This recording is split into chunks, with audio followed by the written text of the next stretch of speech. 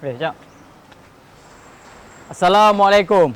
Bersama kami dalam rancangan Kemana Kita?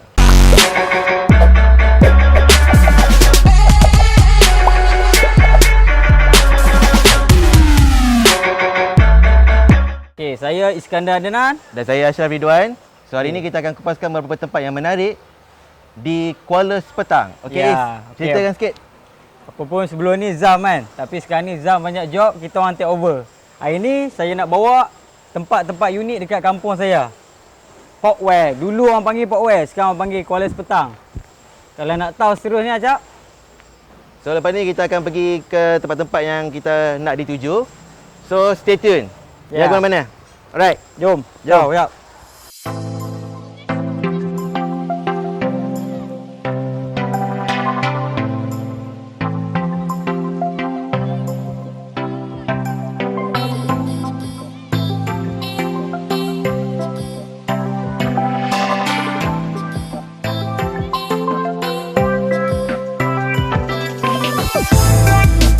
Okey, Cak.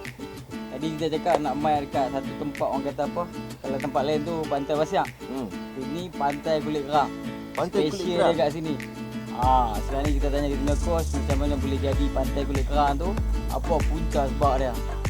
Betul tu. So Cik Yusuf boleh cerita tak macam mana kejadian daripada mula ke atau dia ada sejarah dia sendiri? Macam mana boleh terjadinya tempat ni?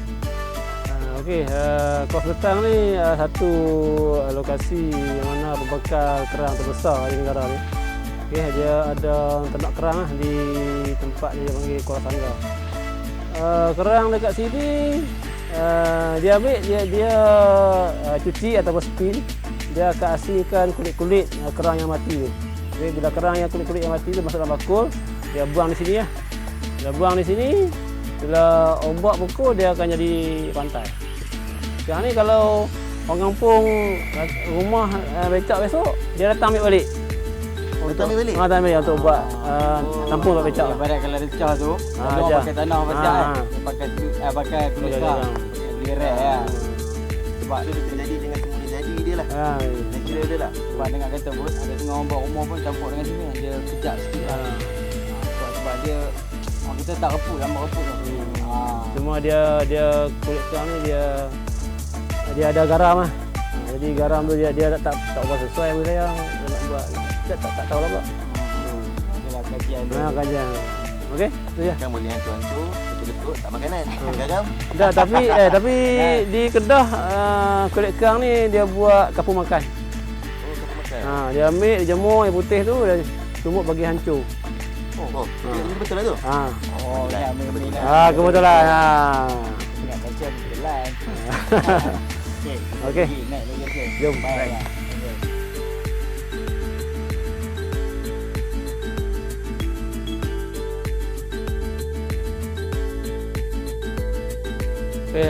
Assalamualaikum, selamat pagi.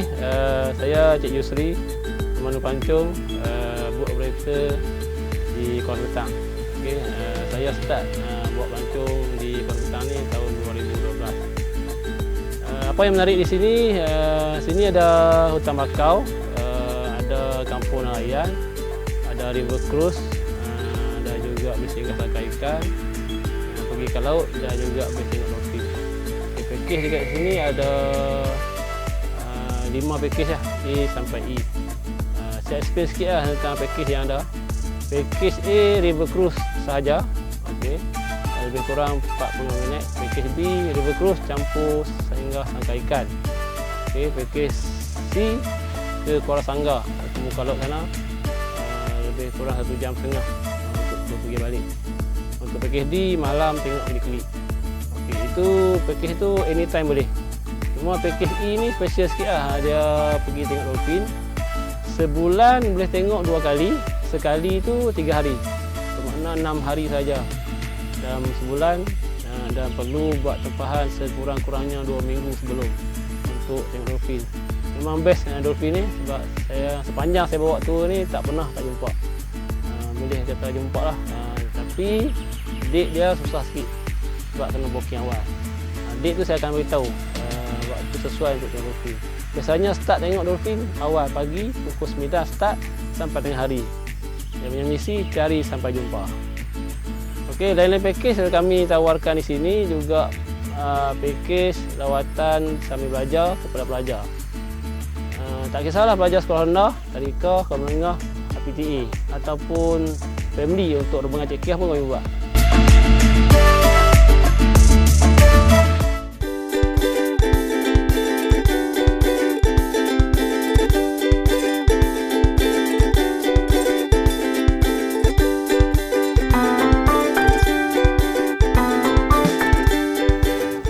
Okey, sekarang kita dah pergi kat River Cruise. Kita dah tengok Pulau Kerang, kita dah tengok Burung Helang. So lepas ni kita nak ke mana pula? Ya, kita pun dah mandi, salin baju kan. So? Semak sikit lah, wangi lah. Tadi hang cakap lapar. So aku nak bawa hang. Orang kata apa, dekat sini kedai yang paling rare. Sebelum merdeka lagi hang tahu tak? Sebelum merdeka dah ada? Betul. Kalau sebelum merdeka dah ada, mesti kan ada macam ni. Ya, dulu ayah dia. Sekarang ni ada dah. InsyaAllah lepas ni cucu dia. Kedai dia hantar kat mana? Dekat mana? Belakang ni. So, kita jangan masa lagi. Ha, Jom. kita jumpa owner dia. Apa-apa dia nak cakap apa kita tibai dulu jap. Ciao.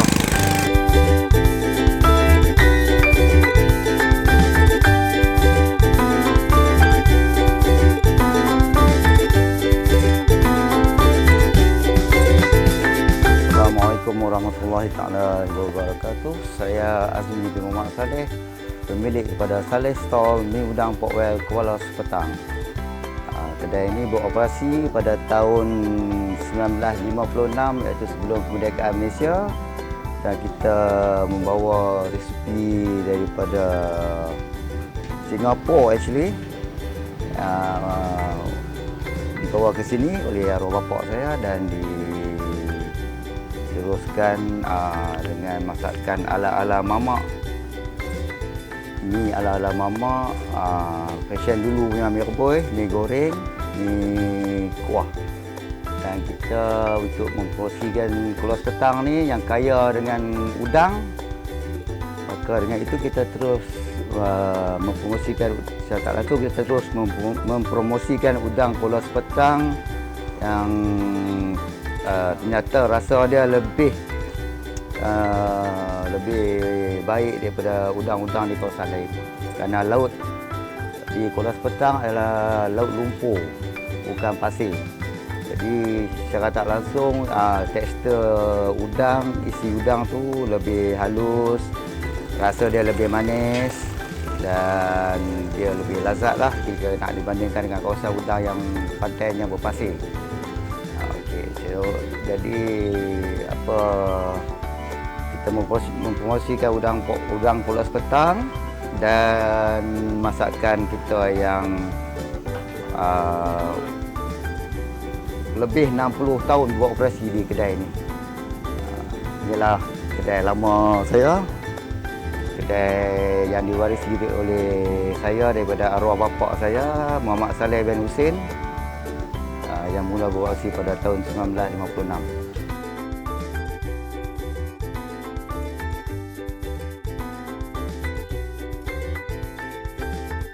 Oh, lega tengok ais limau. Okey, tadi kita jumpa owner Mi Saleh. Ataupun sini orang panggil dia Pak Ndak. Dia top buat ais ni. Okey. Ni jap menu-menu dah. Apa kita tahu depa? Okey, so hari ni kita ada 3 menu yang special. Yang pertama kita ada mi kuah. Nampak tak? So mi kuah dia ni. Tu dia. Kan. Kena satu Sedap kenyang ni. sampai malam. Betul. Okey, so second kita ada mi goreng. So dalam mi ni dia letak banyak udang. Dan last kali kita ada mi rebus. So, Mi rebus ni pun boleh berbagai. Kalau nak berudang ke, boleh minta lah. untuk yang itulah. Tak boleh cakap ni pasal tengok dah lapar sangat ni. Okey, Sat. Okey. Jangan lupa mai Saleh Stall Porkwell. Tak mai rugi. Jom tutup. Balai. Show dulu. Dulu. Bismillahirrahmanirrahim. Allahumma barik lana fi ma razaqna wa qina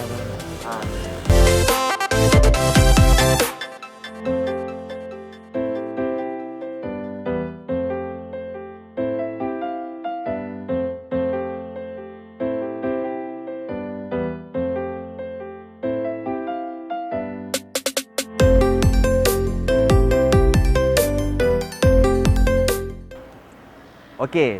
So tadi kita dah makan, kita dah kena mi dengan udang besar dia tu. Okey, so sekarang ni saya dah berada dekat kilang pembuat arang. So, Is dah ada dengan owner dia. Sebab tu saya seorang je kat sini. So, saya buang masa. Jom.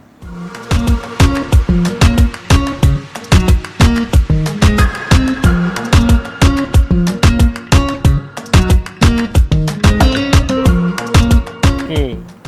Sekarang ni kita dekat kilang arang. Macam Acap juga tadi sama Cik Din. Okey, Cik Din.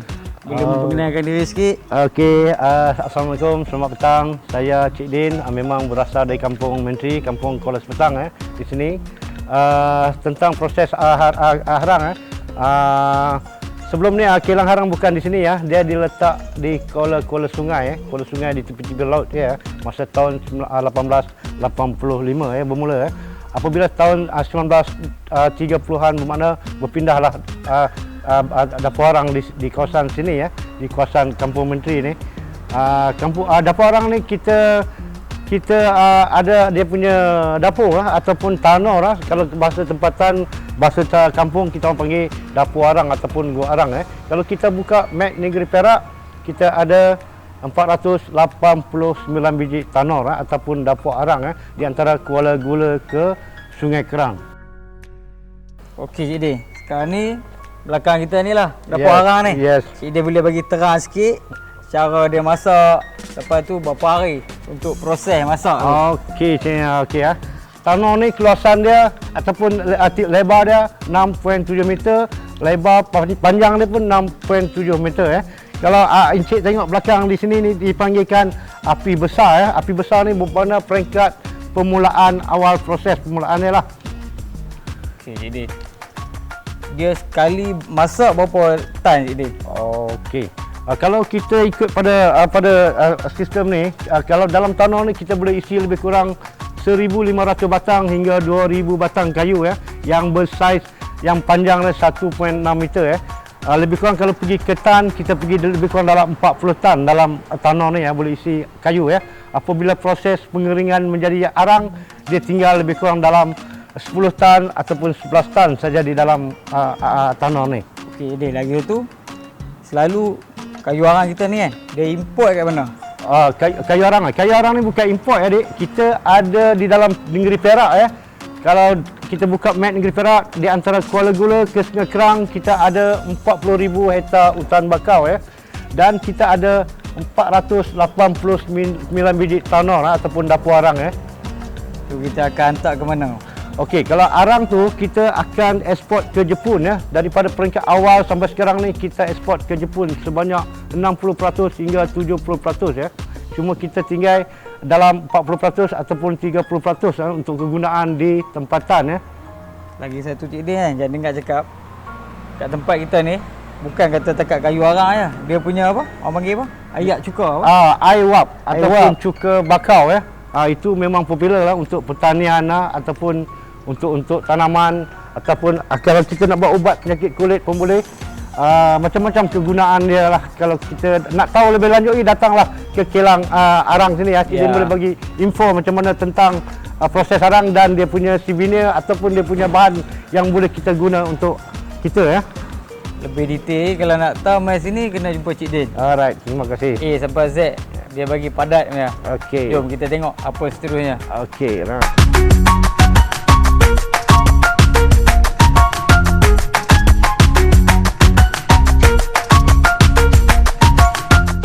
Okey, tadi kita dah cerita tentang macam mana harang Sekarang kita ceritakan tentang produk yang kita boleh gunakan di rumah Ini contoh dia, ini kita panggil kepala harang ataupun harang karbon Harang ni sebenarnya dia di bawah dalam tanah tu ataupun dalam oven tu dia tak semua masak Apabila peringkat dia masak, ada yang 3-4 ketul ni dia tak masak.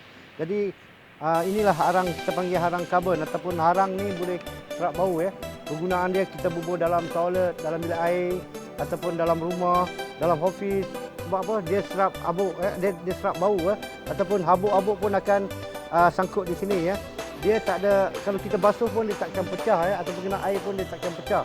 Cuma kita beza tengok dia bila dia abuk ataupun banyak, kita cuma ambil air basahkan kain, kita keringkan dia balik. Kita nak basuh pun boleh, dia tak ada masalah. Dia tak nak pecah Dia tak ada expired Dia sampai bila-bila pun boleh kita pakai benda ni Ini kita panggil dia arang karbon Kalau Cina dia panggil okin Okin ni maksud kita ni emas hitam Mungkin dia orang mungkin benda ni ong bagi dia orang. Bawa dia, kalau kita panggil bawa resi lah pada dia orang, mungkin ong pada dia orang Ini dipanggilkan arang karbon, arang separuh masak Yang saya cakap tadi okey. Ini contoh dia kita letak dekat office ataupun toilet ataupun bilik. Ini yang kecil ni kita buat special untuk letak di dalam kereta, di dalam peti air tempat rak ikan.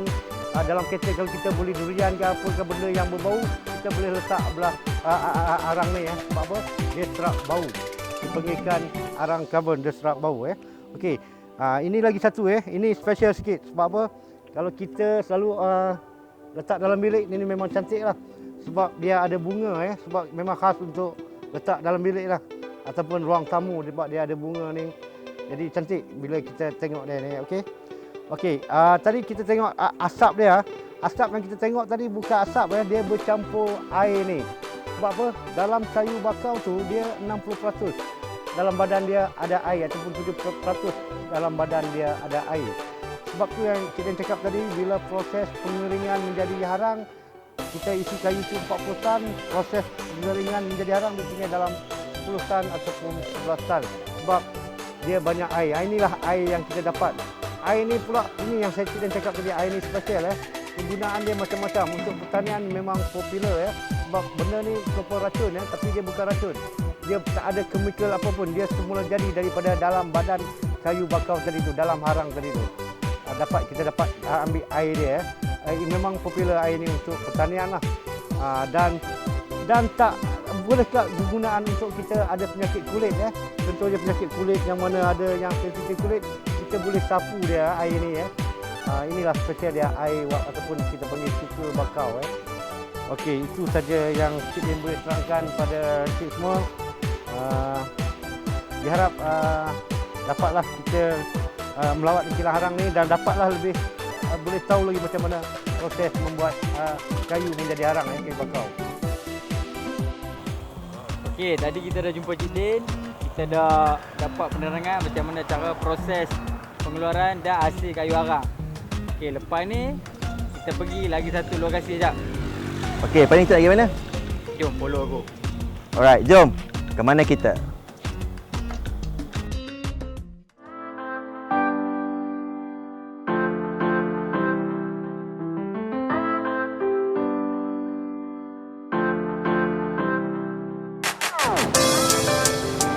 So, kita mana lepas ni?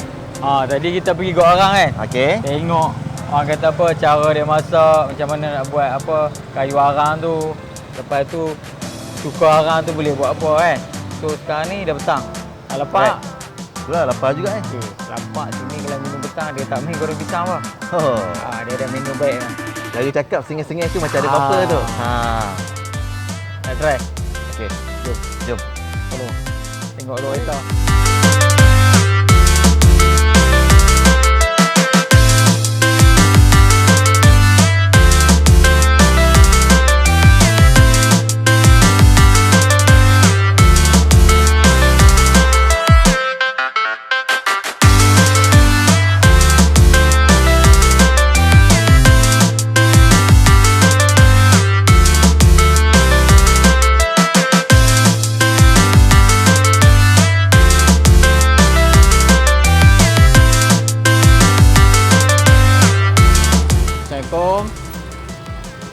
Nama saya Nur Rizan.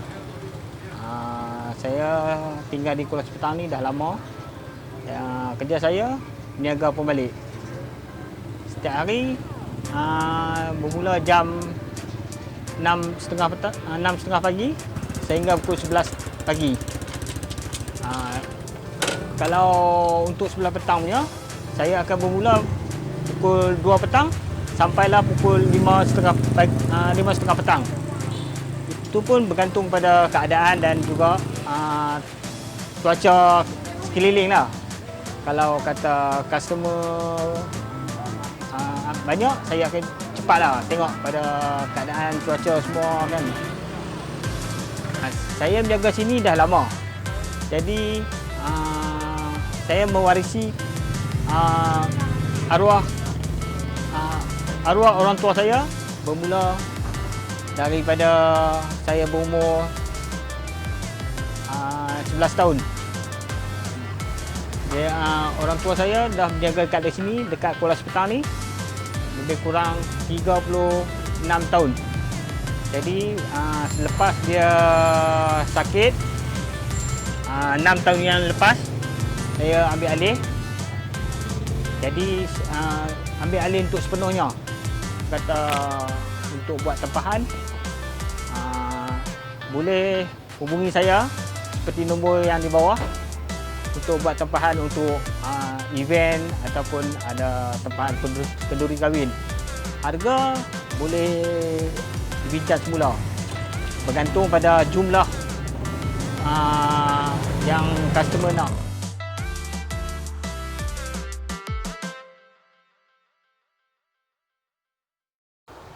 Ya, malam kita dah pusing kampung saya. Dah tengok macam-macam tempat. Kat mana tak? Okey, semalam kita dah pergi River Cruise, kita dah makan mi udang, kita berkena Apam balik, lepas tu kita pergi Gua Arang. Gua Arang. Ya. Yeah. So, nak tahu ke mana lepas kita ni?